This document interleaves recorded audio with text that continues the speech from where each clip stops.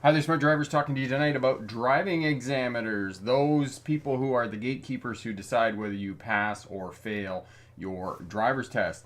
As well, they're also the people that tend to be the scapegoat in your unsuccessful attempt in passing your driver's test. There's a whole comment section here on the Smart Drive Test YouTube channel of a bunch of people who blame the driving examiner for them failing. And yes, driving examiners do have some discretion, and sometimes they will help you to pass your driver's test when it's a kind of iffy, you could have gone one way or could have gone the other. But for the most part, most driving examiners are doing a good job and they assess you fairly. And we'll talk about some of those gray areas, some of that discretion that driving examiners have, because some people will come back to me and say, oh, I didn't have to parallel park, and you don't have to parallel park in the state of Arkansas. This is not true. Driving examiners have discretion on the slow speed maneuvers that they will get you to do for the purposes of your driver's test. So it may not be the same in one state or province as it is in another state. So know that as well. Retired, how are you, my friend? Elevator Fan is here. My friend Rob is from Sudbury, Ontario. Sean is tuning in from Brooklyn Park. Marion is here. Hello, everyone. Great evening and family day here in Canada on Monday. So hopefully you had celebrated family day, had a great day there, and got to spend some time with everybody. So that's really great. Noah's here. Hello, hello. And Retired, did you get? I believe it was you that was getting the RV home from Penticton. Did you get home okay there? And Noah said that she passed her driver's test on Friday. Congratulations, Noah, on passing your driver's test. That is absolutely awesome news, my friend. Bought your first car last night, even better. Nothing like passing your driver's test and then rewarding yourself with getting a new car. Absolutely awesome. Alex, your videos are helpful. Thanks. One question for Class 5 test. Should we start with a pre-trip check of our car? No, you should do a pre-trip inspection before you head down to the test center, because the driving examiner is going to do a mini pre-trip inspection on your vehicle before they will take you out for the driver's test. So make sure that you check that the passenger seat is secure, that the seatbelt works on the passenger side. Make sure you give it a clean. Make sure all the lights work. Make sure that you have the registration, the insurance for the vehicle. Make sure there's no glass that's chipped, cracked, or broken. Make sure that all the gauges and needles work, that you don't have any lights on that could indicate that there might be a safety issue. So check all of that before you go down, and this goes for Rob and all the other driving instructors out there who are listening or watching on the replay. Do a pre-trip inspection on the vehicle before you head down. It's nothing more embarrassing than being denied your driver's test because there's something wrong with your vehicle. And if you have a brake light out, it's very easy to fix a brake light. You can take it to a technician, an automotive technician, and he or she can fix it in 10 or 15 minutes. So know that. Do not be denied because you had something that was easily fixed on your vehicle. Greenbrier, how are you, my friend? I changed my channel name from Colton's Automotive Tips to this and changed the picture too. All right, awesome. Congratulations. My friend Mallory is here. I didn't say hello to Mallory. There in the Maritimes. And how is the weather there in the Maritimes? And of course, Rob is making funny jokes here at the beginning before we get started. Thank you for the levity, my friend. And no, I watched some of your videos on the days before the test, had a practice the morning of, and despite the rain, I still passed. And yes, excellent point there, Noah, about raining. We are still in winter time, and we're getting a blast of winter where I live here in British Columbia. And defrost, windshield wipers, high beam, low beam headlights. Make sure that you know how to turn all of those on.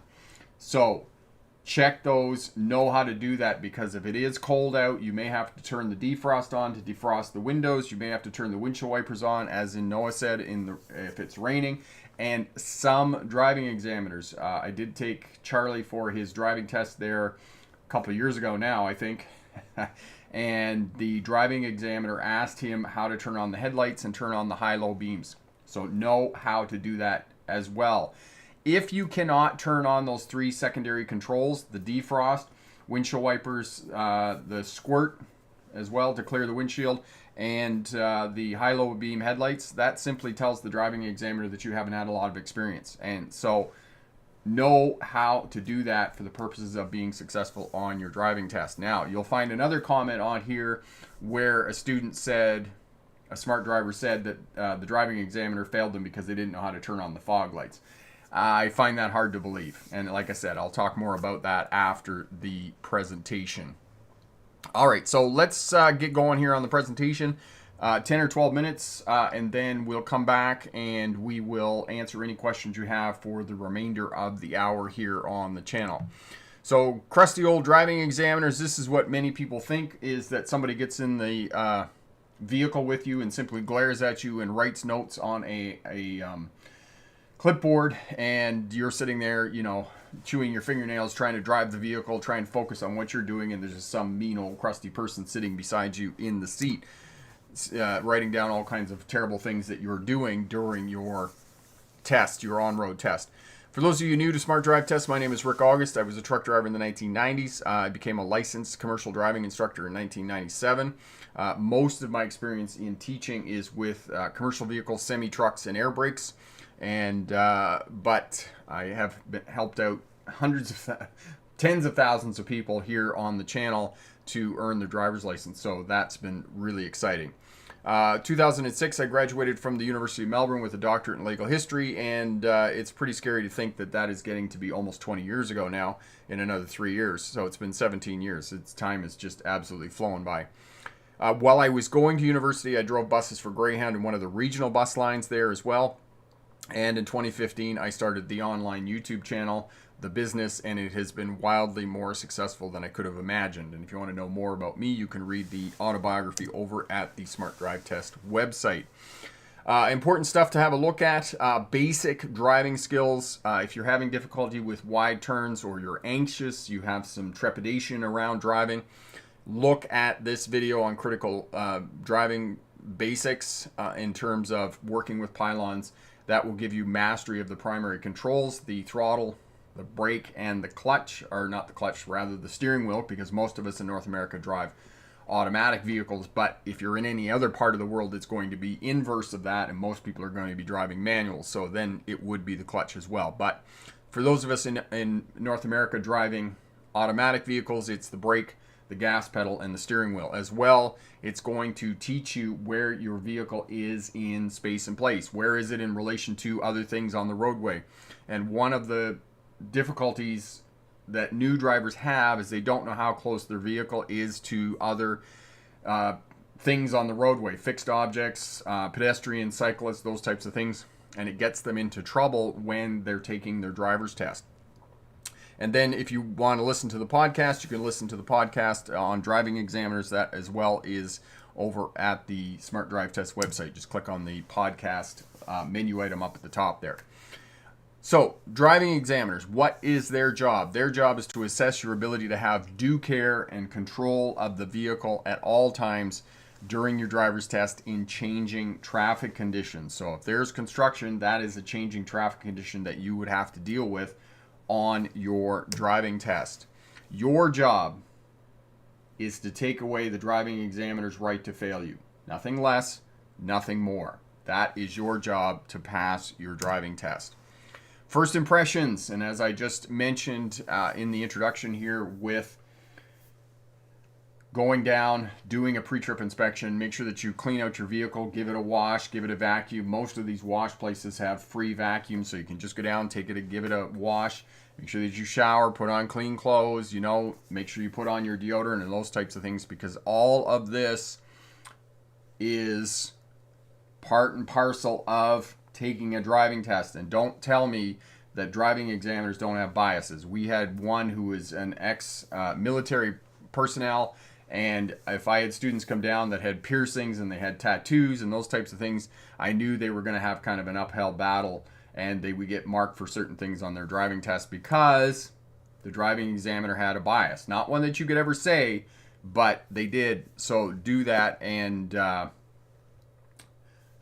clean clothes, clean car, make sure that you do your pre-trip inspection, because you don't get a second chance to make a first impression.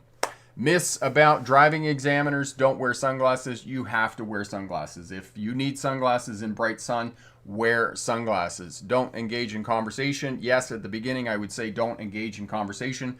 However, halfway through, if everything's going well and the examiner starts to talk to you, then yes, you can engage in conversation. Examiners work to fail you. That is not true. Examiners have a quota. Again, not true. You don't have to speak perfect English. You just simply have to understand some basic English: left, right, straight, turn here, turn there, controlled and uncontrolled intersections. And examiners are unfair. This is not true. Examiners, for the most part, are fair and are doing a good job. 9.5 out of 10 examiners are making the right decision. And you have to keep in mind that these driving examiners, this is what they do for a full-time job. They sit in the vehicle with 12 or 15 people a day, depending on which location they're at. It might even be more than that, 20, 25 people. And they decide whether these people can drive or not. And they know whether you can drive or not within a very short period of time. All right, the vehicle pre-trip inspection, I already mentioned this. Make sure that the seatbelt works on the passenger side of the vehicle. The seatbelt, the door opens and closes from the inside and outside. All the lights work. You have the registration. You have the insurance documents for the vehicle. Have a look at these vehicles. Most common mistakes on a driver's test as well: automatic fails. There's two ways that you can fail your driver's test. One is outright. You commit a dangerous action.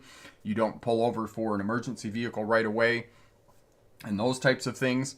And then the top most common mistakes: you are assigned demerits for major and minor errors on a driver's test. Minor errors might be 5 points, maybe 10 points. For example, you have you're deviating in your lane when you're driving straight and you touch the line. That might be assigned 10 points. If you go around a corner on a right-hand turn and you're too wide and you veer into the other lane when you're making your right-hand turn, that would be considered a major error and you would be assigned 20 points for that. So have a look at those two videos, because these are the two ways that you could potentially fail your driver's test. The number one way that most people demerit out on a driver's test is not shoulder checking. You have to shoulder check minimum 2 times for every turn, every time you change direction of the vehicles. And I also say that not shoulder checking is to driving what not checking to see if a rifle is loaded is to gun safety. You would never pick up a weapon and not see if it was loaded. Why on any planet would you move a 2-ton vehicle at speed and not check into your blind areas before changing directions of the vehicle? So shoulder check, shoulder check, shoulder check. Space in front, you have to have a 2 to 3 second following distance minimum in ideal weather conditions. And you have to stop so that you can see the tires of the vehicle in front making clear contact with the pavement when stopped in traffic. It's approximately 1 vehicle length. You cannot adjust your mirrors to look into your blind areas when parallel parking. I've had that question a lot. And know that if you have blind spot detectors on your vehicle, or you have backup cameras or sensors or those types of things, these are just a backup to doing all of your other checks to keep yourself safe when you're driving. Road signs. Road signs will give you the information that you need. Road signs convey information in 3 ways: the shape of the sign, the colors, and the symbols and words thereon. Know your road signs. Know the classifications of road signs: your regulatory signs, your cautionary signs, construction signs, lane usage signs, school zones. Know where the school zones are in and around your test center, especially if you're taking it when school is in session. Know your signs and obey your signs as well. Most road markings work in conjunction with the road signs. So know those, and that way you can be predictable on the roadway and things are not going to take you by surprise when you're driving. Slow speed maneuvers. There's only 3 states that do not require you to parallel park as far as I am aware of: California, Ohio, and Maryland. Those are the only 3 states. Every other state requires you to parallel park. Slow speed maneuvers are discretionary on the part of the driving examiner. If he or she decides that they don't want you to parallel park, then you may not parallel park, but it's unlikely. As well, know that slow speed maneuvers are going to make you a better driver overall. 20% in, 80% out. If you spend time practicing your slow speed maneuvers, you're going to be able to better center your vehicle in the lane. You're better going to be able to make turns and navigate and move the vehicle up and down the road safely. Lane positioning, move to the right after turning left. So when you turn left on a multi-lane road, you have to move back to the right. The reason for that is every state has a sign that says slower traffic, keep right. And that is a regulatory sign, which means it's the law. It is not a suggestion. So after turning right, unless the examiner tells you to turn left again in the next couple of blocks, move back to the right lane, changing lanes. Okay, so once you make the left, your vehicle straightens out, then move back to the right lane. The driving examiner will not tell you to move back to the right lane. When turning, turn left lane to left lane, and when turning right, turn right lane to right lane. Okay, moving the vehicle laterally and communicating effectively with other traffic. And the ways that we communicate the position of our vehicle on the roadway: lights and signals, eye contact, hand gestures, and lastly, the horn. In North America, it's seen as a sign of aggression. Other places in the world, yes, the horn can be seen as a sign of communication, but in North America, it's seen as a sign of aggression. The driving examiner's job is to assess competency. They score demerit points. It's a pass-fail. They will give you a feedback at the end of the test, except for New York City. This is the one place that has stopped doing this because too many people have been abusive towards the driving examiners. If you take your test in New York City or any of the 5 boroughs, Queens, Brooklyn, the Bronx, Manhattan, missing one, Staten Island. If you take your road test in any of those boroughs, you're going to have to log on to the New York DMV after 6 o'clock and determine if you passed or failed your driver's test. So every other place, the driving examiner will give you feedback. They will give you a debrief of what you did right and what you did wrong on your driver's test. So they will assess competency and they will give you a sheet. Most of you will not be able to understand the sheet, the scoring sheet that the driving examiner gives you, but with the help of your driving instructor, if you go with the driving instructor, he or she will be able to help you to interpret your score. So good luck on your driver's test, and remember, pick the best answer, not necessarily the right answer. My friend Tim from Drive Smart BC is here. If you are in the province of British Columbia and want to know anything about traffic safety, check out Tim's website, Drive Smart BC. Awesome information over there, blogs, forums that you can participate with other traffic safety specialists and talk about road engineering, case law, laws that affect safety on our roadways, and those types of things. Tremendous resource for the province of British Columbia, so have a look at that. Miss Fitness, Rick, congratulations on all your success. You are the best. Thank you so much for your kind words, my friend. That is awesome. Tim also says the clutch is rapidly becoming antique. Electric vehicles would be the death of it. Tim, I'm not convinced. I am not convinced. My mate Scotty Kilmer today released a video that Ford ceased production of the Ford F-150 Lightning because they're having difficulties with batteries. And I'm not so sure that the electric vehicle is the panacea, the cure-all that we think it's going to be. And in other parts of the world, Tim, it's the inverse of what it is here in North America. So here in North America, we have 85% automatics and we have 15% manual transmissions. In every other part of the world, it's 85% manual transmissions and 15% automatic transmission. So I don't think that the manual transmission may be going the way of the dodo bird and the unicorn here in North America, but in other parts of the world it is very much alive and well. And people are afraid to drive manual transmissions. Modern manual transmissions are so easy to drive. They have like hill assist, electronic fuel injected engines that automatically rev up when you let the clutch out and it hits the biting point. It's a modern manual car is almost as easy to drive as an automatic. It's crazy how easy they are. I mean, you don't even have to do any work anymore. It's not like driving the old buggy out there, the 1998 Honda CR-V. That's like a full body workout when you drive that. Greenbrier, I've seen videos of dash cam footage showing people failing at driving, and I wish the police would crack down on a lot more than speeding. Yes, a lot more than speeding for sure. Aldrin, Aldrin from Whitehorse, Yukon. Hello, my friend. Thanks for tuning in from Whitehorse. And my friend Nelson is here. We are required to do the in-class 15 hours before driving. Apparently 15 hours online do not have to be finished to drive. Your thoughts? 15 hours before driving. Okay, let me think about that for a sec. Tim, I'm a 15%er, but electric cars have no clutch. One day that is all you will be able to buy. Yeah, they keep trying to force it, Tim, for sure. It'll be interesting to see the success of it, because it was actually interesting if you watch the video that Scotty was talking about. He was saying that all kinds of things that you have to do with these vehicles, because the battery technology isn't there yet, that you have to store it in a heated garage and all kinds of other crazy things. I don't know whether the market's going to support that.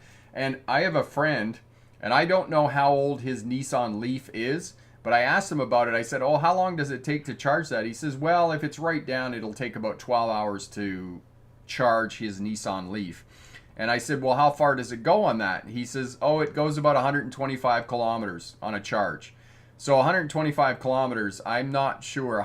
Well, for those, our American friends, 125 kilometers is about 80 miles, is about how far it'll go on a full charge. So it is really a round town, run around car. I'm still of the belief that hybrids are the way to go. And actually, when we were in Spain, the woman that was taking us around, the agent, she said that she was trading her vehicle in because in Barcelona, your hybrid vehicle had to be capable of going 60 kilometers on a charge to be able to go into the city of Barcelona. So I think that hybrids are the way to go. Tube, thanks, Rick. Passed my G license with your help. That is awesome, my friend. Thank you so much for stopping back and letting us know.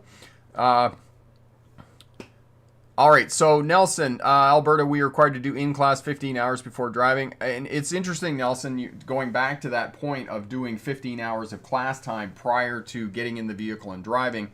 I think it's a good thing, because I think there's a lot of information, fundamental information, that students need to know before getting in the vehicle. And there's a lot of information that they simply don't know. They simply don't know traffic signs, for one thing, and they need information in respect to traffic signs. They need information in terms of right-of-way rules.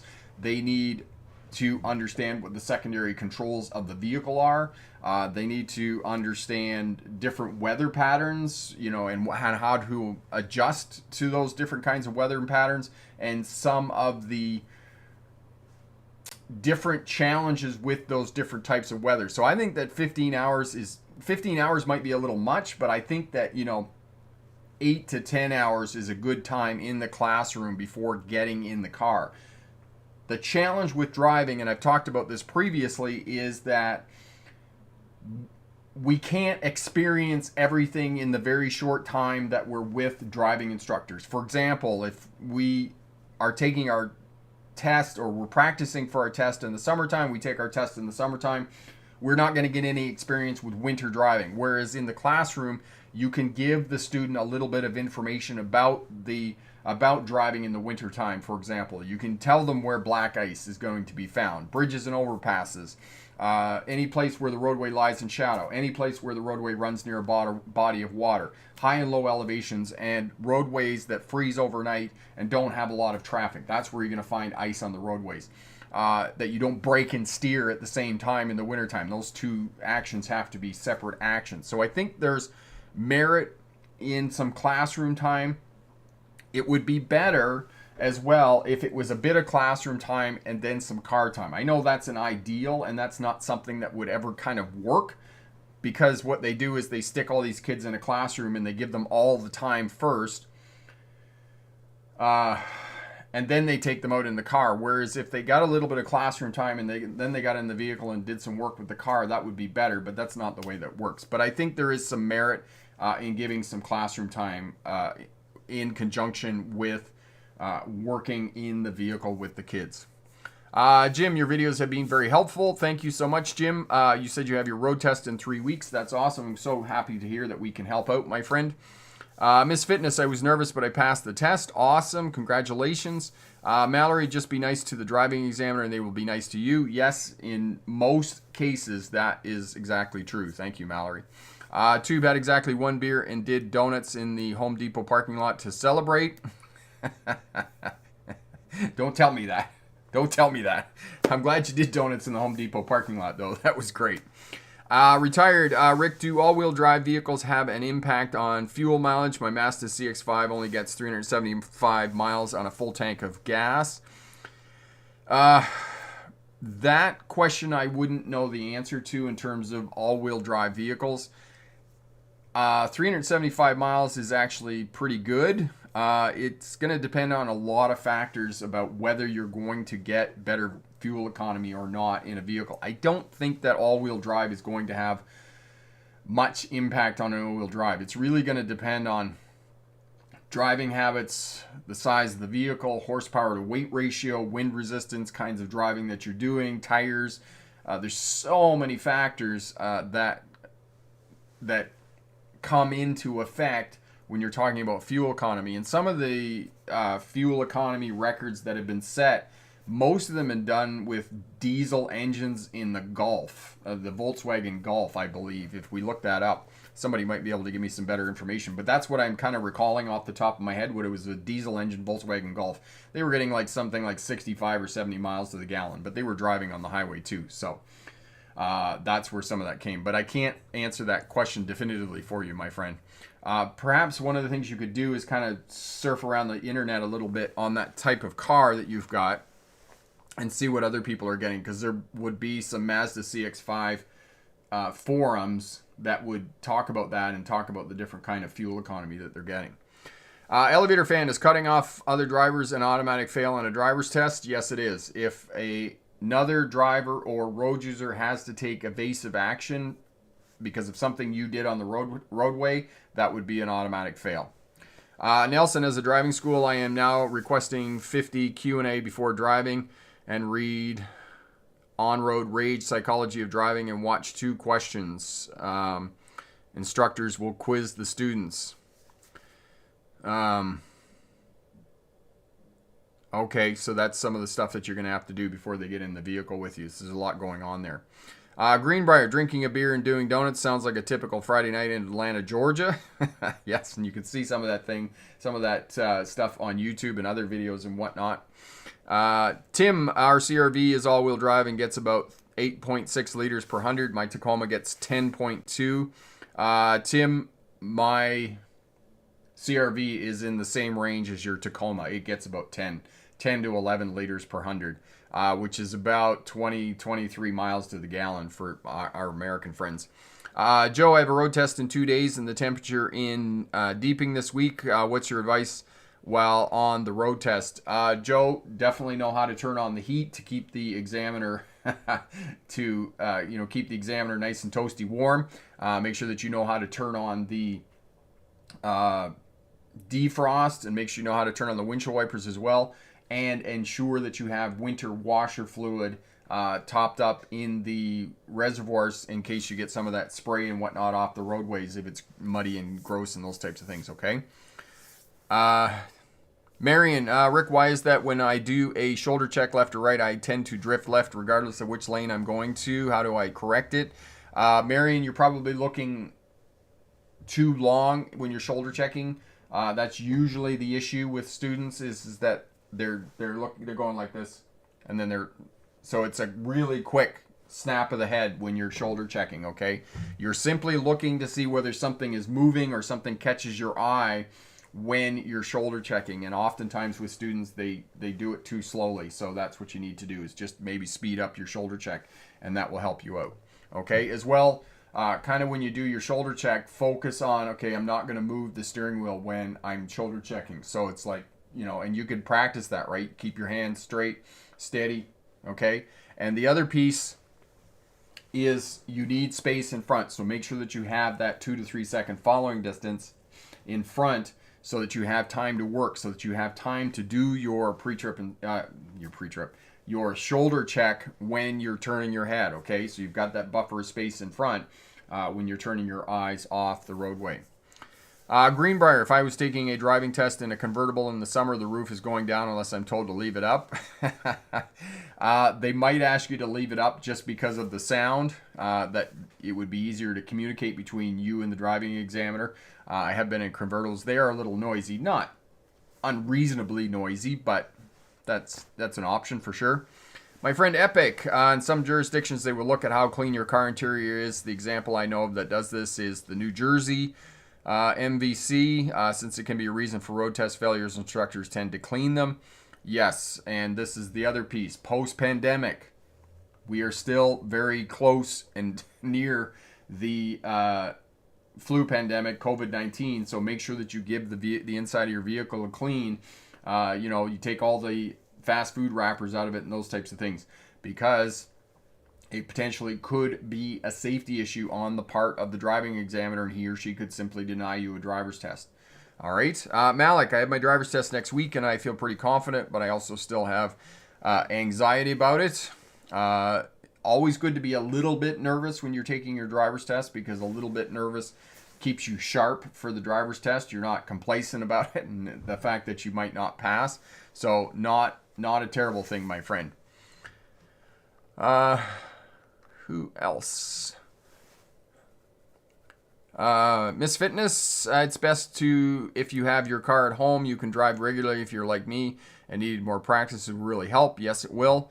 And if you're working with your parents or working with somebody else, as Miss Fitness just said, the more you can drive, the more practice you can get, the better you're going to be prepared for your driving test. And for those of you who might be new, you're watching on the replay, you're watching later on here, as much practice as you can get after you get your learners. And the reason for that is that you're going to be less nervous when the driving examiner gets in your vehicle, because this is what happens is students start practicing kind of 6 to 8 weeks before their driving test. They don't get a whole lot of experience, so they're simply trying to hold it together for 20 minutes during the duration of their test. They don't have a lot of experience, but if you start driving as soon as you get your learners, you get into different vehicles with different people, you go driving with your uncle, you drive with your dad's friend, those types of things, the more vehicles you can get into, the more people that you can get in the passenger seat helping you out when you have your learners. It's not going to be a big deal when the driving examiner gets in the vehicle, because you're just going to say, oh, it's just another person sitting in that seat over there, and you're going to be able to focus on what you're doing because you have a whole lot more experience. The other piece about it is most students spend their practice time driving during the daytime in the city, in and around the test center where they're going to be taking their test. This is problematic because you don't have any experience driving at night, driving in bad weather, driving in rain, or driving in compromised light conditions. All of that shows on your driver's test, and you're hoping on a wing and a prayer that everything's going to go right on the driving test, that nothing's going to go pear-shape on you, and you're going to be able to deal with it. So know that the more driving you can get prior to taking your driving test, the more experience you're going to have to be able to deal with those things that may or may not happen, the unexpected things on your driver's test. Big truck parked along the side of the road, and you have to move out around the big truck to get back into your lane, and you have to do all your checks: mirror signal, shoulder check, put your signal on, move out into the other lane, move around the vehicle, mirror signal, shoulder check when you move back in front of the vehicle. So these are some of the things that I encourage you to get as much practice as you can when you're on your learner's license and you're practicing with mentors and those people who are helping you out with your driver's test. Basti, I'm taking mine tomorrow, and it's been really windy recently. I'm scared, but I can see myself passing. Yes, awesome. And, just take your time. Focus on where you're driving the car. Focus on what the examiner's telling you, which direction to go, and those types of things. And no, contrary to what one of the smart drivers said on the comment there, where they were blaming the driving examiner for failing the driver's test, you will not fail for going in the wrong direction. For example, if the examiner tells you to go right and you thought that they said left and you go left, you're not going to fail your driver's test for that, okay? That's up to the driving examiner to get you back on track and get you back to the test center. Not following directions of the examiner are not a reason that you will fail your driver's test. If there's a lot of other things going on, you may fail your driver's test. And this is often what happens is when you get the feedback, driving examiners can only focus on one or two things during the feedback because they have limited amount of time. They can't tell you everything that you did wrong on your driver's test. Besides, if they did tell you everything and itemize everything that you did wrong in your driver's test, it may just overwhelm you to the point where you're just like, oh my God, I just give up. Whereas if they focus on 2, maybe 3 major things that were problematic during your test, once you fix those 2, maybe 3 things to go back and take your test again, all the other little things may sort themselves out as well when you go back, when you practice in your driving. So this is what happens is when the driving examiners are giving you feedback about what happened on your driver's test and you were not successful.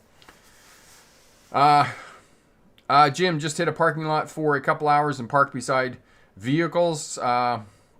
Awesome. And elevator it's talking about left lane squatters on the internet today. One of them was a big truck.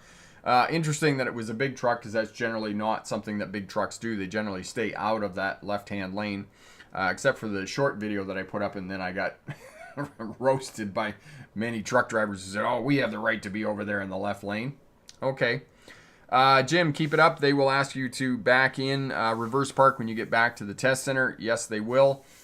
So on that point of backing into the parking space at the test center, when you show up for your driver's test, make sure that you show up 20 to 30 minutes before your driver's test. Bring your identification, bring money, because yes, it does cost money to take your driver's test and to have your license administered to you. Unless signs prohibit it at the test center, back into the parking space. That way you can drive out. You're going to be really nervous when you leave the test center, and you can drive out and it's going to be less stressful. Remember to signal in the direction that the examiner tells you to go when you pull out of the space. When you come back to the test center, if you passed your driving test, most of the time they will get you to back into the parking space. Okay, if there's something behind you, a concrete barrier or a fence or something else, stay out a little bit so that you don't risk striking the concrete barrier behind the parking space. If you strike a concrete barrier, that is an automatic fail on a driver's test. So striking a fixed object, a concrete barrier behind the parking space, those are automatic fails on your driver's test. Okay. Jim, I find my lane changes to be abrupt. I might be shoulder checking too long, or maybe I feel obliged to change lanes after I indicate.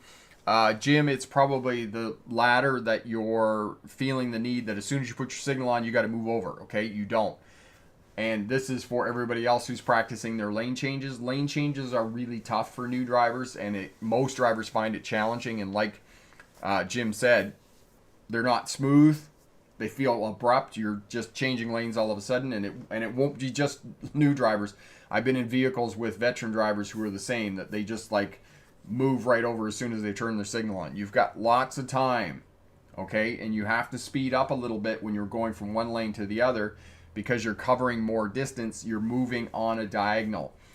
3 flashes on the signal, and then keep your signal on the entire time that you're moving over to the other lane, and move gradually.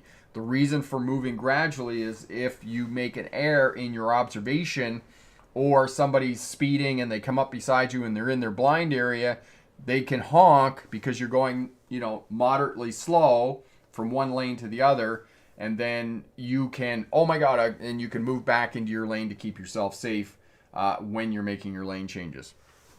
Malik, I was only told that they will tell me to parallel park, so that's what I've been doing. Malik, excellent point.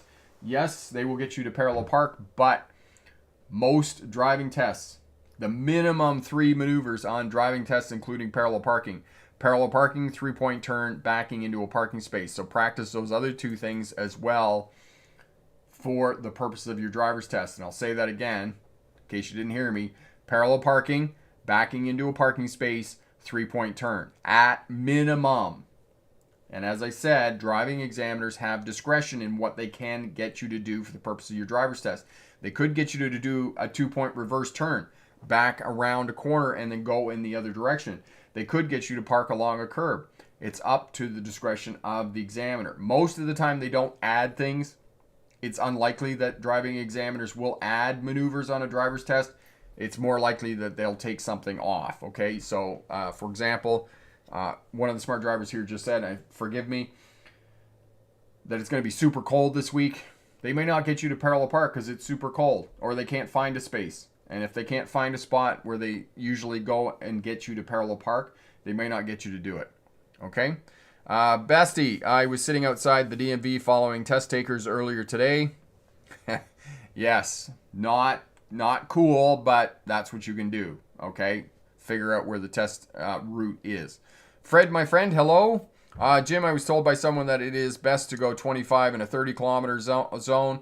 If you're talking about school zones are the one place where you can go a little bit below the posted speed limit. Otherwise, you have to go the posted speed limit, as close to the posted speed limit. You're only allowed a tolerance of 1 or 2, maybe 3 miles an hour at most when you're driving in these different speed zones, okay? But school zones are, in fact, one of the places where you can go a little bit slower.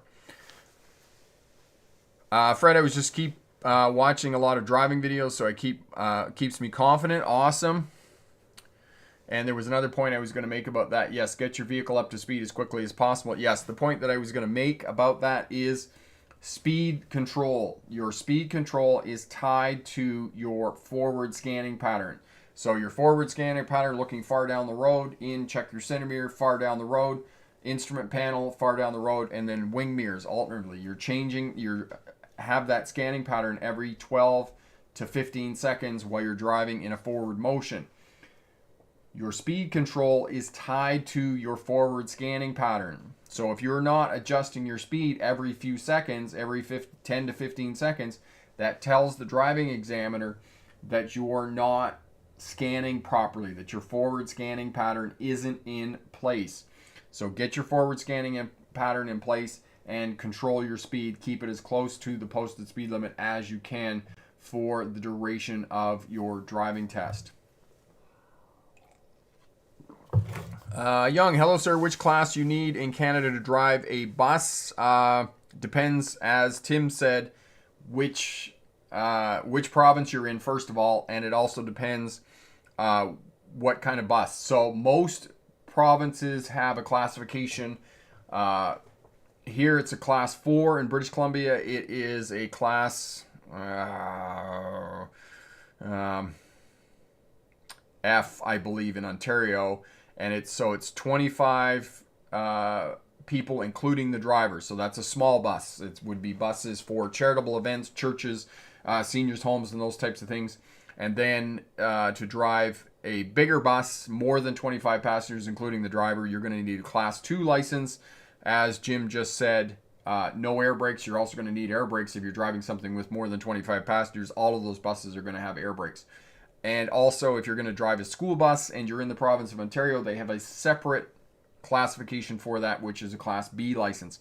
So it depends which vehicle, where you are in Canada, and it depends what size of bus you're driving. Whether you want to drive a big bus, a coach, or a school bus, or it depends whether you want to drive a small bus, less than 25 passengers, including the driver.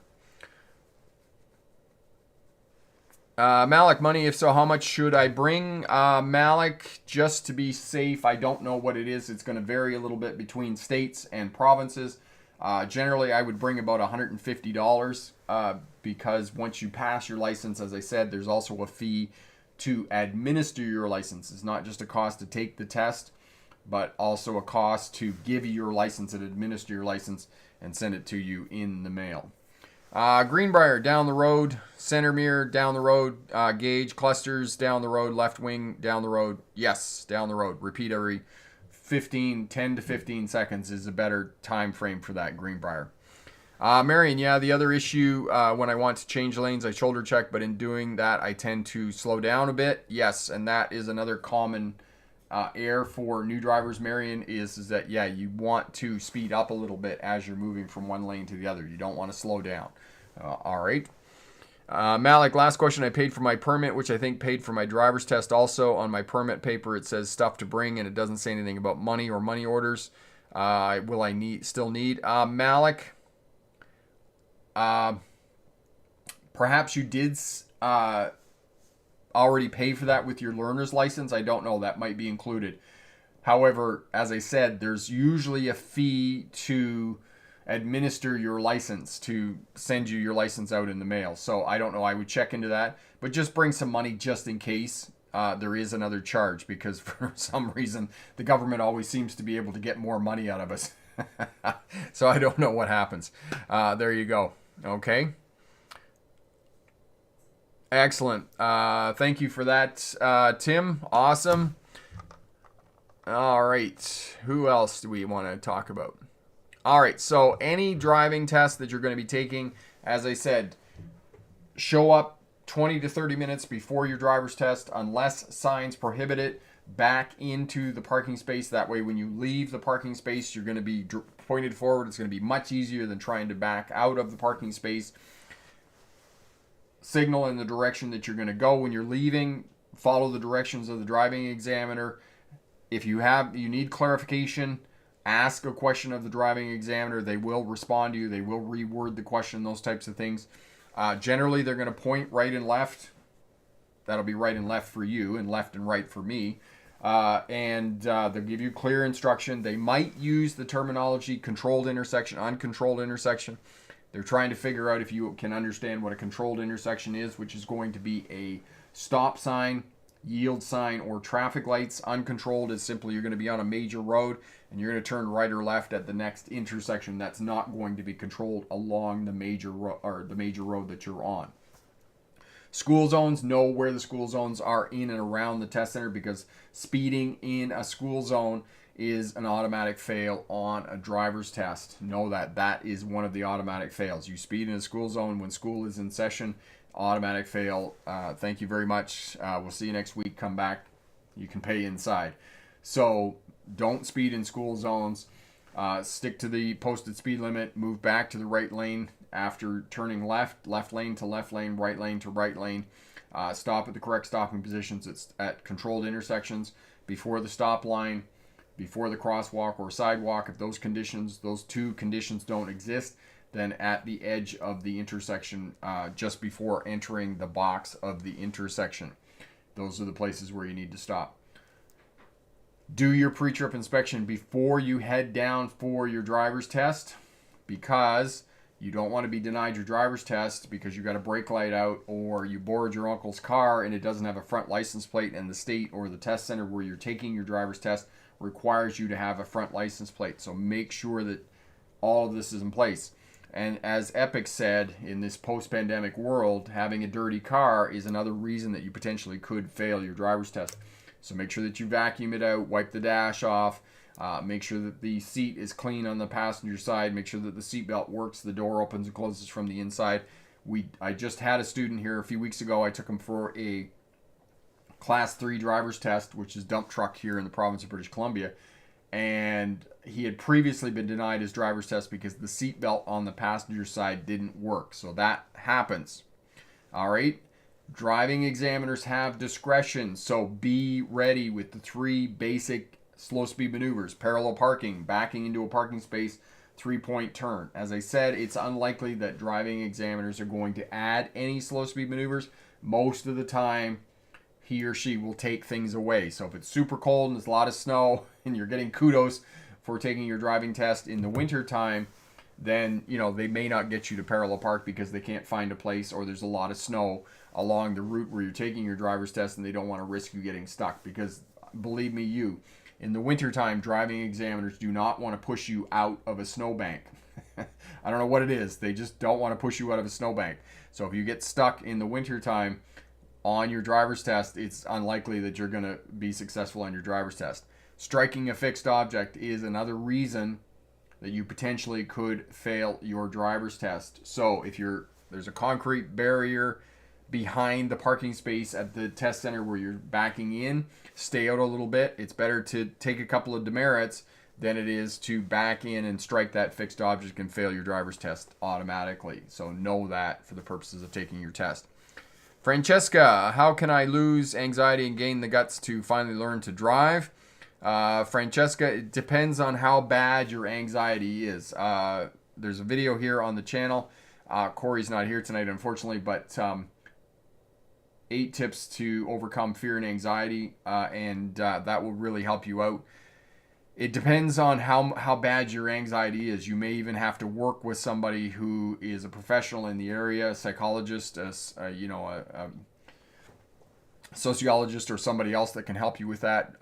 Work with a driving instructor that works with seniors or has expertise working with people who are recovering from crashes and those types of things that can really help you out as well. But basically, what I would suggest to you is if you are going to start driving, get into a parking lot, get comfortable with the vehicle before you go out and start working on the roadway. All of that will help you with your fear and anxiety in terms of driving. Now, if you have a car at home, even better, and you can get in the vehicle, you can get comfortable with it, and you can say to yourself, I can do this. I am going to be a safe driver. All of that self-talk will help you with your fear and anxiety around driving and help you to get going. Masry, whenever I even think of driving, I have this feeling in my chest, but then I go driving and I drive well. I feel like I worry too much about what other drivers are thinking. Masry, that is a very real emotion. It's a very real amount of pressure, the peer pressure of driving, because driving is a social activity, and there's a lot of pressure in driving of hurry up and get the bleep out of my way. That is all very real. So don't negate that or dismiss that, because it is real when we're driving. And other people will tell you, other drivers, other road users will tell you with no uncertainty that you're in their way and you're blocking them. So yes, your feelings about that are justified, and it's not imaginary what you're thinking and what you're feeling about driving. In California, everyone gets mad at me when I make a full stop at a stop sign. Masry, we were just in Delaware doing driver training there, and the same thing. People were honking at us all the time when we were making full stops at stop sign intersections. So it's not just California. It's other places in the United States as well, my friend. Greenbrier, if someone times their driving test right, it'll be on February 29th. You have to get lucky for that, though. Yes, you do, and you have to take it on a leap year as well, my friend. No, I saw the person before me fail right in front of my eyes. She went on a curb turning right, and yes, driving over the curb as well will cause you to fail your driver's test. So, Yuns, Morocco, we drive all kinds of buses with one license. So if we want to come to Canada for work as a bus driver, I will need a formation there, even if I have experience. Yes, you will have to get the class of bus license in whichever province that you're going to be living, because here in British Columbia, you can get your Class 1 license, which is a semi-truck, and you can drive any bus or any other vehicle on the roadway with that Class 1 license. But it's not the same if you're in the province of Ontario, for example. It's going to be different there. So it's going to depend on which province you're in, kind of like depending on which place you're in Morocco, other places, those types of things. Mallory, positive thinking is very helpful when it comes to driving, and you're absolutely right, my friend. Positive attitude about anything in life and learning anything in life is going to help you out and move you forward to be successful. Jim, all DMVs have the ability to process debit and credit cards, and yes, that is absolutely true, my friend. So if you're bringing money, you can bring your charge card, you can bring your debit card, and all of that will be accepted by the DMV or the test center where you're going to be taking your test. Elevator stopping past the stop line, an automatic fail on a driver's test. Elevator, no, it's not an automatic fail on a driver's test. It's simply going to be some demerit points. But again, it's one of those things that you want to practice when you're practicing to take your driver's test, to make sure that you do in fact stop at the correct stopping position at the intersection, because it's something you don't want to lose demerits for. because you don't want to get too many demerits, because most driving tests, it's 35 demerits. Once you hit 35 demerits, it's an automatic fail on your driver's test. So keep the amount of demerits that you're assigned to an absolute minimum to ensure that you pass your driver's test. Because the other piece about this, we talked about this in terms of anxiety and fear and trepidation around taking your driver's test, is you want to be as confident as possible. And once you make a couple of errors, the driving examiner sitting over there writing stuff down, then it's going to freak you out. It's going to undermine your confidence in taking your test. So know as much of that stuff as you can and get stopped at the correct stopping position to minimize the amount of demerit points. The other piece about this and the other secret is, if you make a mistake, keep going. The mistake that you made or thought you made, the driving examiner may not have even seen it. And if he or she hadn't seen it and you're sitting there stewing about the error that you thought you made and they didn't even see it, or they missed it for whatever reason, then you just need to keep going, okay? If you make a mistake, just keep going. Take a breath, keep going.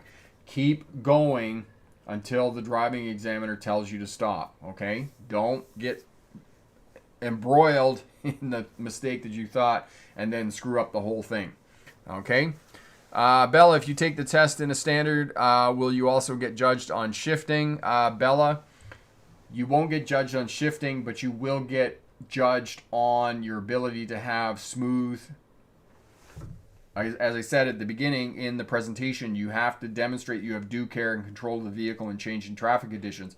Driving a manual transmission, you have to have due care and control of the vehicle, which means smooth shifting. I mean, yes, you can miss a couple of shifts, or you could be a little rough, or you could stall the vehicle. That's not going to cause you to fail. But if you're jerking every time you let the clutch out, then you might not be successful on your driver's test. My friend Big Mac Sam from the Bronx is here. Hello, Sam. How are you, my friend? Sam says, I just witnessed someone fail their road test and caught it on camera. It's on my channel. It happened this morning at the road test site we went to. Rick, awesome. Thank you for that, Sam. So definitely check out Big Mac Sam's channel. And if you're in the city of New York and the 5 boroughs, check out Big Mac Sam and that really good video there. Jim, do they require you to downshift? Jim, no, they don't require you to downshift. They simply require you to shift smoothly and those types of things. So have a look at that. Mallory would highly recommend Rick's channel to anyone. Thank you for your kind words, Mallory. Noah, I made a mistake right out of the gate. The examiner, of course, noticed and calmly noted. I took a breath and continued, and that's exactly what you need to do, Noah, is you need to keep going. Even if you make a mistake, don't get caught up in it. You just got to keep going until the driving examiner tells you to go back to the driving test center or whatnot, okay? Tim says stopping past the stop line is an offense. That's a bad thing on a test. Yes, it is a bad thing, and it would probably, in what Tim's saying, would incur major points. So you don't want to do it too many times. Okay, so practice it when you're practicing to learn how to drive. This is, as soon as you come up, you're slowing down, you're coming up to the intersection. As soon as that stop line rolls out of sight in front of the vehicle, then bring the vehicle to a stop. If you do that, and if you had the ability to get out of the car and look, you would actually find out that you're 3 or 4 feet behind the stop line. So just as you're coming up, as soon as the stop line rolls out of sight under the front of the vehicle, that's where you stop, and you're 3 or 4 feet back behind the stop line, which is the perfect place where you want to stop your vehicle. And you just practice a little bit when you're preparing for your driver's test, and you'll get yourself stopped at the correct stopping position at the controlled intersections. Marion, I agree. I've watched a lot of Rick's videos already, and it's helped me a lot. Thank you so much, Marion, for your kind words. Francesca, I wish everyone who had their driver's test this week the best. Greetings from California.